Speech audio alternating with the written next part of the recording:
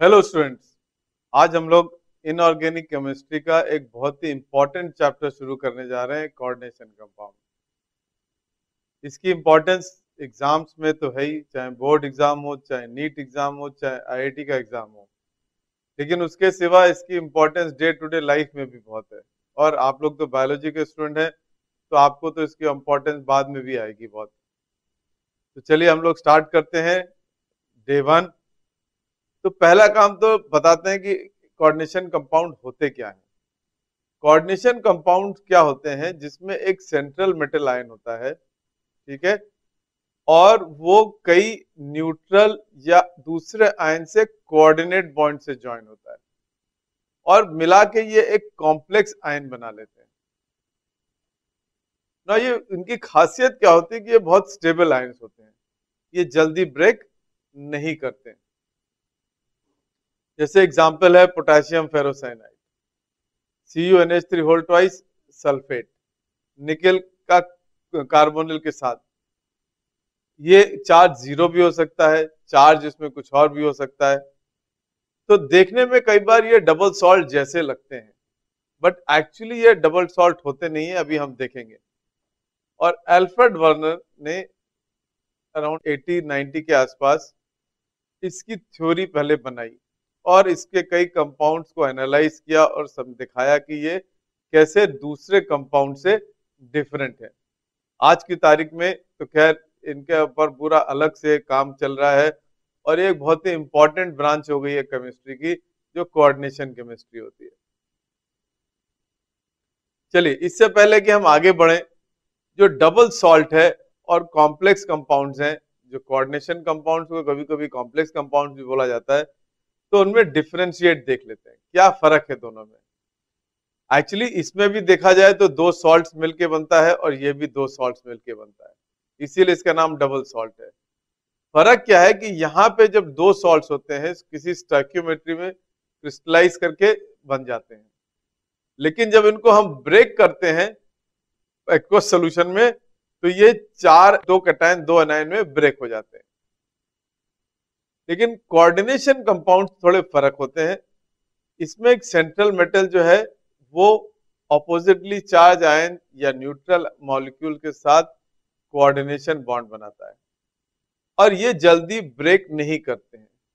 Example क्या है कि अगर इसको हम एक्वस सॉल्यूशन में डालेंगे तो ये ब्रेक करेगा 4K+ में, और दूसरा ये स्ट्रक्चर जो स्क्वायर ब्रैकेट में है FeCN6-4, ये ब्रेक नहीं करेगा, ये बना रहेगा।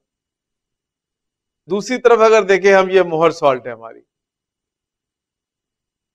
मोहर सॉल्ट को अगर हम एक्वस सॉल्यूशन में डालेंगे तो Fe+2, SO4-2 और NH4+, ये तीनों में आसानी से ब्रेक हो जाएगी।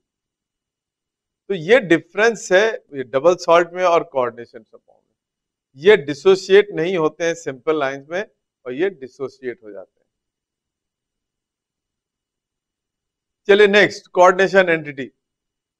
अब हम थोड़े से वर्ड्स डिफाइन करते हैं, कुछ चीजें डिफाइन करते हैं, जैसे आपको पता चले क्या है कि जो सेंट्रल मेटल और आयन है उसके साथ जो बॉन्डिंग है उसको हम कोऑर्डिनेशन एंटिटी बोलते हैं। मतलब क्या है कि K4FeCN6 में जो FeCN6-4- ये कोऑर्डिनेशन एंटिटी कहलाती है। नेक्स्ट, सेंट्रल एटम और आयन। तो K4FeCN6 में जो Fe+2 है ये आपका सेंट्रल मेटल और आयन है। एक चीज मैं आपको बता दूं, जो कोऑर्डिनेशन कंपाउंड्स बहुत बड़े बड़े होते हैं, पॉलीन्यूक्लियर भी होते हैं। पॉलीन्यूक्लियर का मतलब उसमें एक से ज्यादा सेंट्रल एटम होते हैं, 2-4 बड़े बड़े। लेकिन हमारे कोर्स में जो है केवल मोनोन्यूक्लियर, मतलब केवल एक ही सेंट्रल एटम होगा। तो अगर आपको कहीं भी कोई क्वेश्चन दिखता है जिसमें एक से ज्यादा सेंट्रल एटम है, सिंपली उनको डिस्कार्ड कर दीजिए, वो आपके यूज का नहीं है, एटलीस्ट अभी। बाद में जब आप लोग उसको पढ़ेंगे तो हो सकता है आपके यूज में आए। Next, ligands. लिगेंड्स या तो मॉलिक्यूल्स होते हैं या आयंस होते हैं या ग्रुप ऑफ आयंस होते हैं, जो कि सेंट्रल मेटल के साथ कोऑर्डिनेशन बॉन्ड बनाते हैं। ये न्यूट्रल भी हो सकते हैं, पॉजिटिव भी हो सकते हैं, नेगेटिव चार्ज भी हो सकते हैं। तो ऊपर वाले केस में CN cyanide is the ligand. अब लिगेंड्स को अगर हम क्लासिफाई करें तो ये होता है मोनोडेंटेट और यूनिडेंटेट। ये केवल एक लोन पेयर डोनेट करते हैं, तो इसमें केवल एक ही सिंगल डोनर एटम होता है और वो एक लोन पेयर एक बार में देता है, जैसे क्लोराइड हो गया, वाटर हो गया, अमोनिया हो गया, नाइट्रेट हो गया।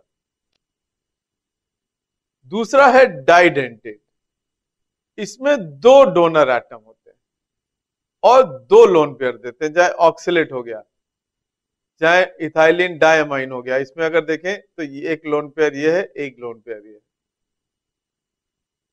इसी तरह से ट्राइडेंटेट, टेट्राडेंटेट, पॉलीडेंटेट जो उससे ज्यादा है, ऐसे एग्जांपल है EDTA, ये हेक्साडेंटेट है, इसमें 6 डोनर एटम्स है। तो इस तरह से इनका है, लेकिन जहां तक हम लोग का सवाल है मैक्सिमम मोनोडेंटेट और कुछ ही डाइडेंटेट हम लोग पढ़ेंगे। हाँ, कुछ एग्जांपल्स हैं EDTA एक्सेट्रा जो आपको मालूम होना चाहिए कहां पे काम आते हैं।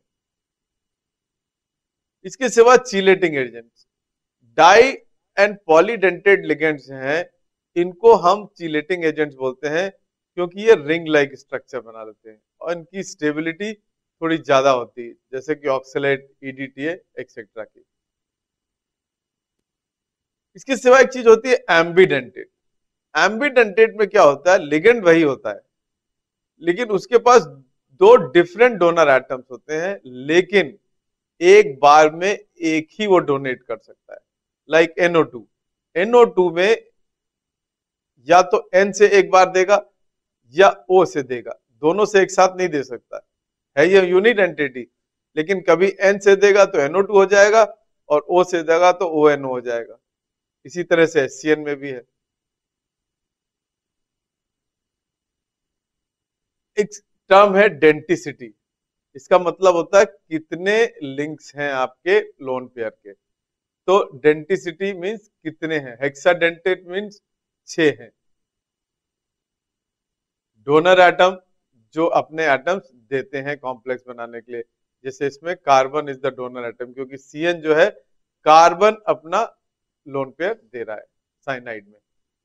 प्लीज अंडरस्टैंड, N भी दे सकता है, वो आइसोसाइनाइड हो जाएगा। उसके सिवा आ गया coordination sphere. Central atom ion और लिगैंड जो उसको अटैच होते हैं उनको कलेक्टिवली हम बोलते हैं कोऑर्डिनेशन स्फीयर। मतलब K4SECS में ये हमारा कोऑर्डिनेशन स्फीयर हो गया। कोऑर्डिनेशन नंबर, ये नंबर ऑफ डोनर एटम्स, ठीक है, जो आपको sigma bond that is coordination bond से अटैच कर रहे हैं।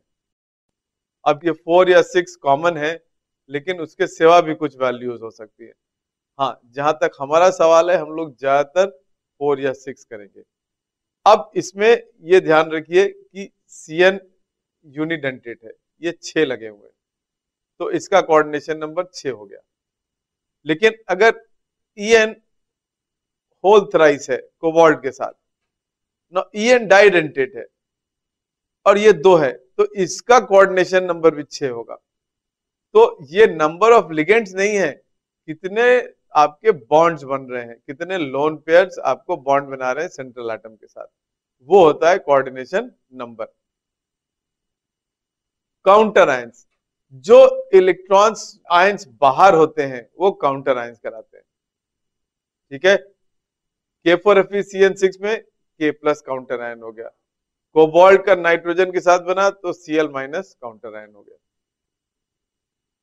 उसके सिवा आ गया कोऑर्डिनेशन पॉलीहेड्रा। इसका मतलब क्या होता है कि जो स्पेशियल मतलब स्पेस में अरेंजमेंट ऑफ लिगेंड होता है, ठीक है, उसको हम बोलते हैं। अब उसकी ज्योमेट्री इसमें आ जाती है। अब वो ऑक्टाहेड्रल हो सकता है, स्क्वायर प्लेनर हो सकता है, टेट्राहेड्रल हो सकता है। अब हम लोग वैसे तो बहुत हैं इसमें, लेकिन जो हम लोग एग्जाम्पल करेंगे केवल 3 ही हमको करने हैं, octahedral, square planar and tetrahedral. Example जैसे PTCl4 है, ये स्क्वायर प्लेनर है, NiCO4 है, ये टेट्राहेड्रल है, और NH36 ये ऑक्टाहेड्रल है। Charge on the complex ion, जो कॉम्प्लेक्स आयन के ऊपर चार्ज होता है वो होता है algebraic sum of all the ligands and central metal, तो वो चार्ज हो गया। ऑक्सीडेशन नंबर, सेंट्रल एटम के ऊपर कुछ ऑक्सीडेशन नंबर आ जाता है क्योंकि वो कुछ चार्ज आ जाता है, जनरली पॉजिटिव, कई बार न्यूट्रल भी हो सकता है, तो 0 हो जाएगा, लेकिन जितना भी उसके चार्ज सेंट्रल एटम पे आएगा वो उसका ऑक्सीडेशन नंबर होगा, वो केवल सेंट्रल एटम के लिए होता है।